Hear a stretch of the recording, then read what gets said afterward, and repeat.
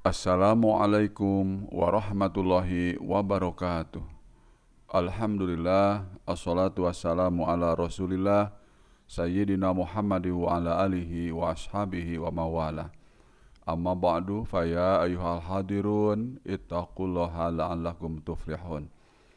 Pada kesempatan ini, marilah kita bahas bersama tentang hukum perkawinan di Indonesia pada zaman sebelum penjajahan Belanda. Baik, kita mulai teman-teman. Sejak Islam datang ke Indonesia, selalu ada orang-orang khusus yang ahli dalam bidang agama Islam, yang dipercayai oleh masyarakat Islam dan diserahi tugas mengurus masjid dan perkawinan. Artinya, selalu ada orang yang dipercaya untuk menyelesaikan persengketaan yang muncul di kalangan Muslim, termasuk masalah perkawinan dan perceraian. Adapun sistem penyelesaiannya sesuai dengan corak Islam yang datang ke Indonesia, yakni Islam yang dibawa oleh para pedagang yang sekaligus sebagai juru dakwah atau disebut da'i. Penyelesaian persengketaan di kalangan Muslim pada awal Islam datang ke Indonesia adalah dalam bentuk perdamaian atau hakam. Karena itu, lembaga peradilan pertama yang muncul di Indonesia pun adalah lembaga tahkim. Dari lembaga tahkim kemudian diikuti dengan lembaga ahlul hal wal aqd, yakni mengangkat orang-orang ahli hukum Islam oleh masyarakat dalam bentuk peradilan adat, di mana para hakim atau qodi diangkat oleh rapat marga atau negeri dan semacamnya. Lembaga ini kemudian dilanjutkan dengan lembaga peradilan swapraja. Peradilan swapraja dibentuk setelah terbentuk kerajaan-kerajaan Islam di Indonesia, yang juga terkenal dengan peradilan Serambi atau peradilan Surambi atau peradilan masjid dan sejenisnya. Kemudian peradilan swapraja berubah menjadi peradilan agama. Nah, ini perubahan ini sesuai sampai dengan lahirnya Undang-Undang Nomor 7 Tahun 1989 tentang peradilan agama. Nama pengadilan agama masih bervariasi, masih ada yang menggunakan nama Mahkamah Syariah dan Kerapatan Qadi Zainal Ahmad Noh, Kepustakaan Jawa sebagai sumber sejarah perkembangan hukum Islam. Itu dimuat di sana ya. Kita bisa melihatnya tentang dimensi hukum Islam dalam sistem hukum nasional. Nah, kemudian teman-teman, dengan singkat dari sisi kelembagaan, lembaga peradilan Indonesia di bidang hukum Islam termasuk perkawinan dan perceraian dimulai dengan satu, lembaga tahkim, kemudian kedua, lembaga ahlul hal wal aqdi dalam bentuk peradilan adat, kemudian yang ketiga, lembaga peradilan swapraja pada masa kerajaan-kerajaan Islam. Kemudian yang keempat, peradilan agama.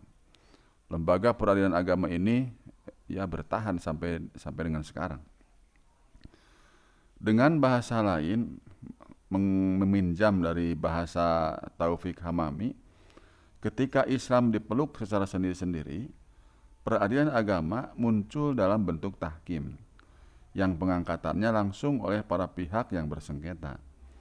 Kemudian berlanjut dengan masyarakat yang sudah teratur tetapi belum mempunyai pemerintahan, maka peradilan agama muncul dengan cara dipilih dan dibaiat oleh masyarakat dengan sebutan ahlul hal wal aqdi.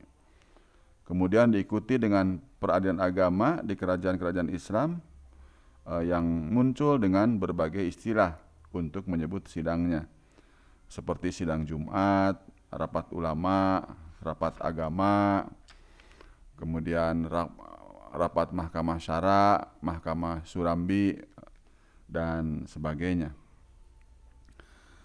Kemudian secara singkat, sejarah peradilan agama di Kerajaan Mataram, Yogyakarta, Sultan Hamengkubuwono X menulis secara singkat bahwa peradilan Surambi atau disingkat PS telah ada sejak zaman Sultan Agung, Struktur organisasi PS atau Peradilan Surambi ini diketuai oleh seorang penghulu hakim dan dibantu oleh orang-orang yang termasuk kategori ulama yang dinamakan patok nagari.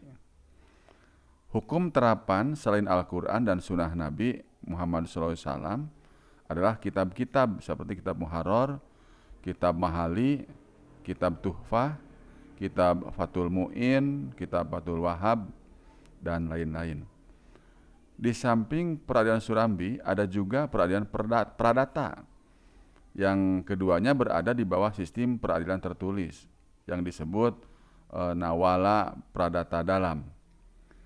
Kalau peradilan pradata menangani masalah-masalah kriminal, maka pengadilan Surambi menangani masalah-masalah yang berkaitan dengan kehidupan masyarakat, seperti perkawinan, wasiat, warisan, hibah, dan sebagainya. Tetapi setelah keluarnya Undang-Undang Nomor 23, tidak disebutkan tahun, tentang penghapusan pengadilan raja, maka secara yuridis formal Pengadilan Surambi tidak berfungsi lagi dan melebur ke dalam peradilan agama. Lev menulis, maksudnya ini adalah tulisan seorang ahli, ya. Daerah-daerah yang penerimaan hukum Islamnya kuat dapat dijumpai pengadilan Islam yang menggunakan hukum Islam. Hanya saja bentuk dan keadaan suatu tempat atau daerah berbagai dengan daerah lain. Beberapa daerah seperti Aceh dan Jambi di Sumatera, Kalimantan Selatan dan Timur, Sulawesi Selatan dan tempat-tempat lain, hakim-hakim Islam diangkat oleh para penguasa setempat. Di daerah-daerah lain seperti Sulawesi Utara, Tapanuli dan Sumatera Utara, Gayo dan Alas di Aceh, serta Sumatera Selatan, tidak ada kedudukan tersendiri bagi pengadilan agama. Tetapi pemuka-pemuka agama melakukan tugas-tugas peradilan. Di Jawa, hakim-hakim Islam atau pengadilan agama sudah ada di setiap kabupaten sejak kira-kira abad ke-16. Tugas pengadilan agama diselenggarakan oleh penghulu, yakni pejabat kemasjidan di wilayah setempat. Sidang-sidang biasanya berlangsung di masjid-masjid yang kemudian terkenal dengan istilah sebutan serambi masjid. Nah, ini dalam buku Islamic Course in Indonesia, A Study of a Political Basis of Legal Institution, yang disusun oleh Daniel S. Lev, ya. Nah, kemudian untuk membuktikan lebih jauh tentang berlaku dan diterimanya hukum Islam oleh umat Islam, dapat dilihat dari bukti-bukti. Pertama, Statuta Batavia 1642 yang menyebutkan sengketa warisan antara orang pribumi yang beragama Islam harus diselesaikan dengan mempergunakan hukum Islam, yakni hukum yang dipakai oleh rakyat sehari-hari. Munculnya Kompendium Fraser adalah sebagai realisasi dari statuta ini. Nah, ini kompendium itu buku ringkasan mengenai hukum perkawinan dan warisan Islam yang disusun oleh D.W. Fraser. Setelah direvisi dan disempurnakan oleh para penghulu buku, buku ini diberlakukan di daerah jajahan VOC yang kemudian terkenal dengan sebutan Kompendium Fraser. Demikian menurut Ahmad Rafiq, ya, dalam hukum Islam di Indonesia.